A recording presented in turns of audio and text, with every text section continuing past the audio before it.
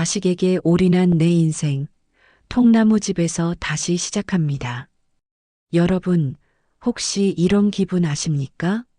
분명 내 돈으로 사고 내 이름으로 등기까지 올렸던 집인데 현관문을 여는 순간부터 숨을 참게 되는 그런 기분 말입니다.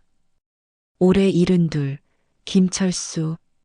제 인생의 황혼은 그렇게 숨참기로 시작되었습니다. 오늘도 거실불은 꺼져 있습니다. 안방에서 아들 내외와 손주들이 하하호 웃는 소리가 문틈 사이로 새어나오지만 저는 그 웃음 속에 섞일 엄두를 내지 못합니다. 거실 한복판에 놓인 저 가죽 소파, 15년 전 환갑 기념으로 큰맘 먹고 샀던 그 소파에 이제 제 자리는 가장 왼쪽 끝뿐입니다. 며느리가 노인 냄새 밴다며 깔아둔 얇은 혼이불 위에만 앉을 수 있죠. 어느 저녁이었습니다. TV 볼륨을 1로 줄인 채 자막으로 뉴스를 보고 있었는데 주방에서 구수한 된장찌개 냄새가 났습니다. 배가 출출해서 슬그머니 방문을 열고 나갔죠. 그런데 식탁에 앉으려던 찰나 며느리 미란이가 질색하며 제 앞을 막아섰습니다.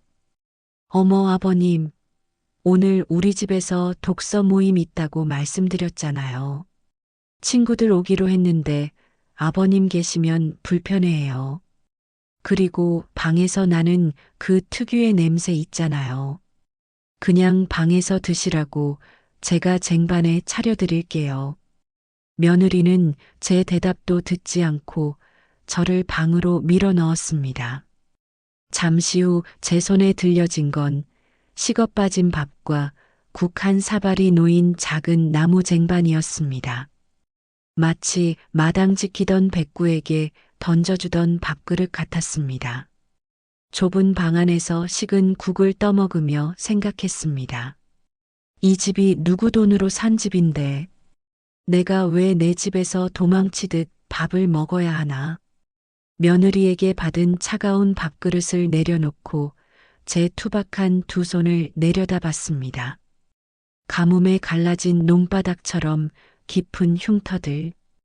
제 마음은 어느덧 40년 전 숨조차 쉬기 힘들었던 사우디아라비아 붉은 사막 한복판으로 달려가고 있었습니다. 그때 제 나이 32이었습니다. 갓 돌이 지난 아들 진호의 얼굴도 제대로 보지 못한 채 가난을 끊어내겠다는 일념으로 비행기에 몸을 실었죠. 50도가 넘는 열기는 더위가 아니라 폭력이었습니다.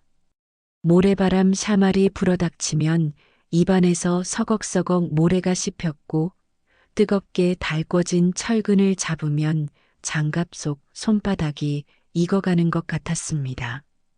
하지만 저는 이를 악물고 버텼습니다. 이 철근 하나가 우리 진호 분유값이고 이 벽돌 한 장이 우리 가족 누울 내 집 안방이다. 매일 밤 땀과 소금기로 범벅이 된 작업복을 벗어 짜내며 아내가 보내온 진호 사진 한 장에 묻은 먼지를 닦아내며 사막의 고독을 견뎠습니다.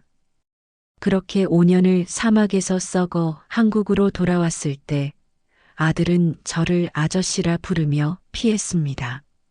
서운했지만 괜찮았습니다.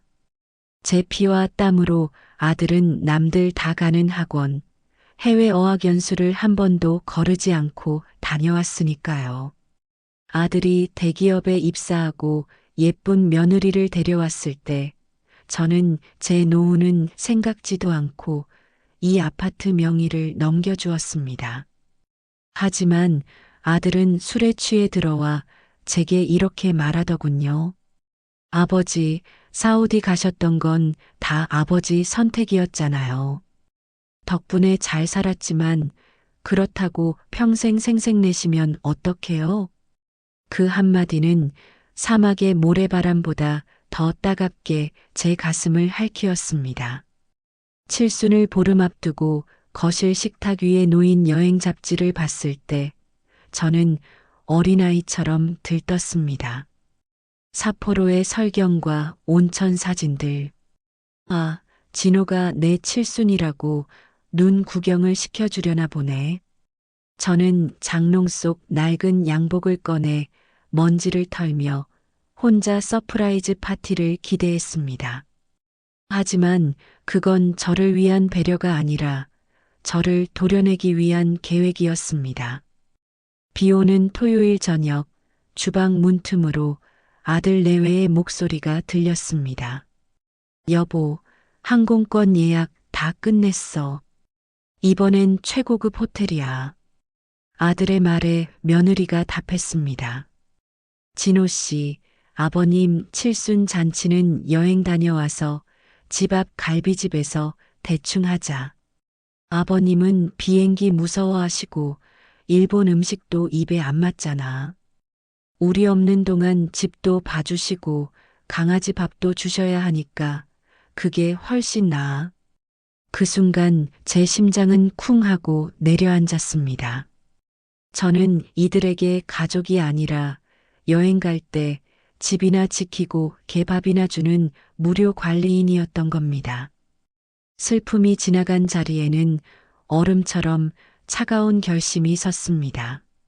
저는 서랍 깊숙한 곳에서 5년 전 아들에게 집을 넘겨주며 받아둔 효도 계약서를 꺼냈습니다. 진호야, 미란아. 너희는 내가 노인네라 아무것도 모르는 줄 알았겠지. 내가 평생 건설 현장에서 수천 장의 계약서를 검토하며 살아온 김 소장이다. 가족들이 삿포로로 떠나던 날 아침, 저는 웃으며 그들을 배웅했습니다. 현관문이 닫히자마자 저는 이삿짐 센터를 불렀습니다. 제 짐은 낡은 공구함 하나와 옷 몇 가지가 전부였죠. 그리고 아들의 책상 위에 증여 해제 및 원상 회복 통지서를 올려두었습니다. 부양 의무 위반과 부모에 대한 학대, 효도 계약서에 명시된 위반 사항들을 근거로 저는 제가 땀 흘려 번 이 집을 다시 제 이름으로 돌려놓는 법적 절차를 마쳤습니다. 낡은 SUV를 몰고 제가 향한 곳은 강원도 정선의 깊은 산자락이었습니다. 지난 3년간 아들 몰래 주말마다 내려와 제 손으로 직접 지은 10평 남짓한 통나무집. 붉은 소나무 향이 가득한 그곳에 바닥배관 하나, 창틀에 실리콘 한 줄까지 제 손을 거치지 않은 것이 없었습니다. 정선 아지트에 도착해 문을 여니 텃밭의 고추와 상추들이 저를 반겨주더군요.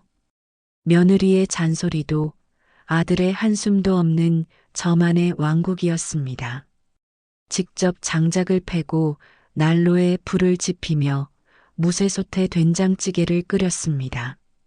누가 뭐라 할 사람 없으니 청양고추를 팍팍 썰어 넣고 크게 한술 뜹니다. 40년 전 사막에서 먹던 그 치열했던 밥맛이 돌아오더군요. 이곳엔 노인 냄새 같은 건 없습니다. 오직 정직한 노동의 향기와 비로소 자유를 찾은 한 남자의 평온한 숨소리뿐입니다. 여행에서 돌아와 풍비박산난 집안 꼴을 본 아들이 정선까지 단숨에 달려왔습니다. 아버지, 어떻게 자식한테 소송을 걸 수 있어요?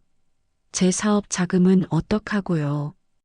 대문 밖에서 소리 지르는 아들에게 저는 제가 끓인 된장찌개 한 그릇을 내어주었습니다. 진호야, 밥 먹어라. 이 찌개는 내 인생의 맛이다. 이제 내 사업은 내가 책임지고 내 인생은 내가 책임진다. 다시는 내 평화를 깨러 오지 마라. 아들은 멍하니 찌개를 바라보다 결국 눈물을 흘리며 돌아갔습니다. 이제 제 하루는 며느리의 눈치가 아니라 산한계의 고요함으로 시작됩니다. 마을 회관에 나가 또래들과 바둑을 두며 껄껄 웃고 밤이면 지붕 위로 쏟아지는 별들을 구경합니다. 자식은 우리가 지어야 할 평생의 건축물이 아닙니다. 그들은 그들의 설계도가 있고 우리는 우리만의 설계도가 있습니다. 부모라는 이름 뒤에 숨겨진 당신의 진짜 이름을 절대 잊지 마십시오. 여러분의 생각은 어떠신가요? 제가 너무 냉정한 아버지인가요? 아니면 이제야 제 인생을 찾은 걸까요? 여러분의 사연과 의견을 댓글로 남겨주세요. 지금까지 인생사연 캠프였습니다. 여러분 모두 오늘부터는 누구의 부모가 아닌 나 자신으로 행복하시길 바랍니다. 시청해 주셔서 감사합니다.